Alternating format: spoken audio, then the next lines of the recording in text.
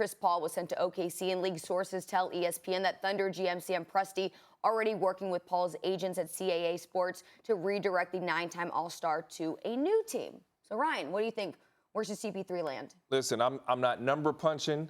I'm not trying to figure too many different things out, but he has to go to Philadelphia. If I'm Chris Paul, I'm on the phone. Philadelphia. I'm on the phones. I'm working the system with my agent. If I'm Elton Brand, I'm calling around seeing if Chris Paul can get a buyout situation because they can't afford that contract. And if he gets in that level, in that offense in Philadelphia, the one thing they desperately need, and no disrespect to Ben Simmons, and maybe they can learn because there's a big enough age gap, a difference there, is they need a floor general. And the one thing we'll say that Chris Paul needs help with, any older, aging player, is defense. You have 4, 5, 6 elite defenders that you can place around Chris Paul. And now you have a nice yin and yang, the age and the youth of Ben Simmons and Chris Paul. And then you look at Joel Embiid. And if you dissect that Philadelphia squad in the playoffs and down the stretch, they have problems a lot of times, Will, executing.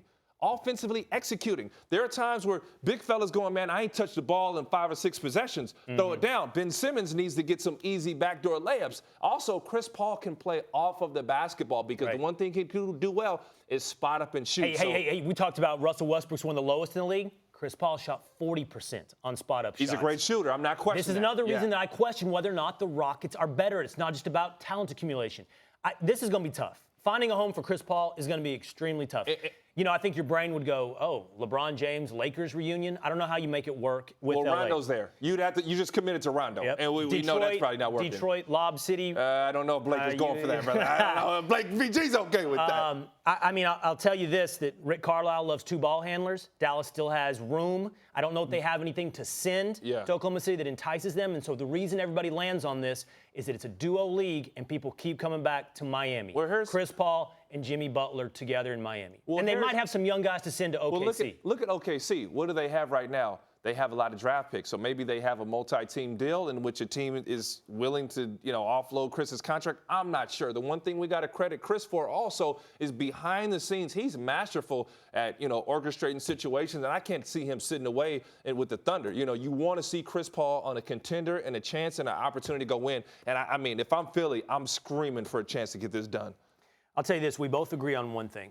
Oklahoma City should not be as worried as they might feel today after losing an unprecedented number of stars.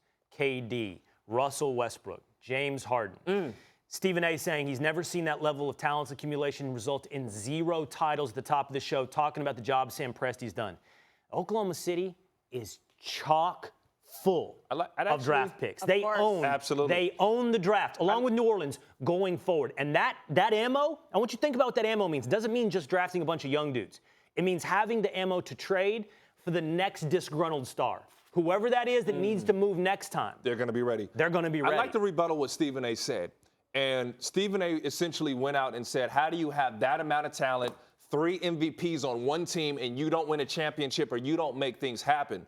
At the time that I was playing in the NBA and those moves were made, you won with a power forward center and 2 scorers, essentially. And they played that style of basketball where Durant and Westbrook would shoot volume shots. And the thought process was, we don't need more scoring. We need more defense. Defense and rebounding won you championships. So they moved on and made the move for Kendrick Perkins. They committed to Serge Ibaka rather than James Harden because we didn't value scoring the same way in the NBA that you do now.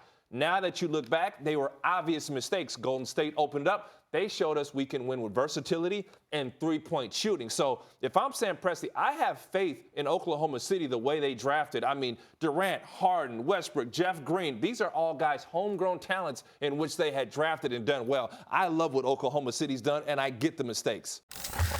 Thanks for watching ESPN on YouTube. For more sports, highlights, and analysis, be sure to download the ESPN app. And for live streaming sports and premium content, subscribe to ESPN Plus right now.